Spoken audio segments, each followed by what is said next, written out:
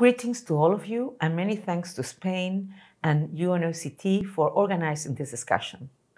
Let me begin with some hard questions. How far have we come in our efforts to combat terrorism? Has counterterrorism contributed to making our world safer? Has it had negative consequences, notably in terms of human lives and human rights? Have states made the most effective possible policy choices? My perspective is clear. I am convinced that responses to terrorism should be grounded in human rights and the rule of law because this is the right thing to do, and because ultimately it is the most effective approach.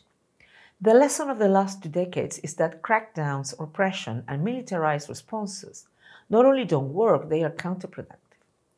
Effective counterterrorism strategies must be based on laws, uphold human rights, and ensure that people are held accountable for any violations of human rights. They should apply to all and treat all people equally. They should operate in transparency. Communities should be involved in their design and implementation. And to effectively prevent terrorism, states need to address the circumstances in which it may flourish, including persistent failures to respect human rights.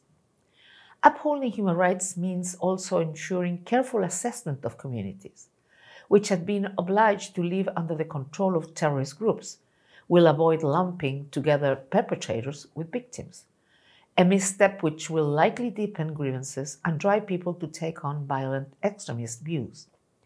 And it means respecting terrorist defendants' right to fair trial. While nothing justifies terrorism, the Secretary General and I have repeatedly pointed out that poor governance, structural discrimination, corruption, a weak rule of law, and human rights deficits nourish the soil in which terrorism may grow. For effective prevention of terrorism, it is vital to address the unfortunately frequent cases of disproportionate and unnecessary force in military and law enforcement responses, as well as failure to respect fair trial rights in anti-terrorism judicial proceedings.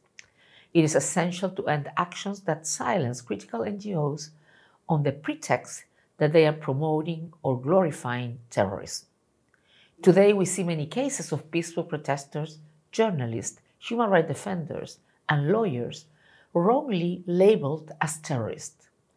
Vaguely defined laws, including on terrorism financing, are being misused, with individuals from minority communities disproportionately targeted. This is not only unjust, it is hugely damaging to counterterrorism efforts themselves. Not all violence constitutes terrorism. As a minimum, terrorism involves the intimidation or coercion of populations or governments through the threat or perpetration of violence, causing death, serious injury, or the taking of hostages.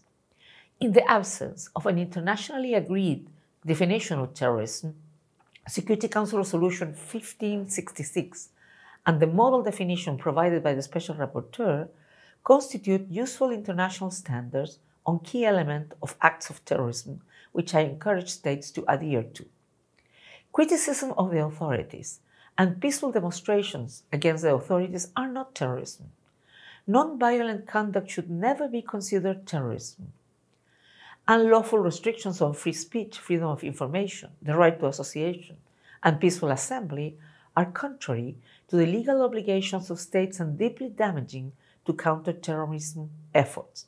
In such cases, reinstating a human rights-based legal framework is a core goal for our office, and we have identified 5 stepping stones for ensuring effective engagement of civil society in all areas of public life, including the development and evaluation of counterterrorism policies. As the Secretary General's 2020 Call to Action for Human Rights emphasizes, all UN entities must take concrete and meaningful steps to protect and advance civic space and fundamental freedoms. Colleagues and friends, in this key year for global counterterrorism work, we look forward to deepening our cooperation with all of you. We are already working closely with member states to strengthen human rights commitments in the context of the ongoing review of the Global Counterterrorism Strategy. I encourage states to take concrete steps to ensure better funding and political and operational support for the fourth pillar of the strategy and to ensure human rights integration throughout all 4 pillars of the strategy. By working together and sharing our perspective on the challenges people experience in practice on the ground, I'm convinced we can advance our shared goal of combating and preventing terrorism so that people everywhere can live free from fear. Thank you.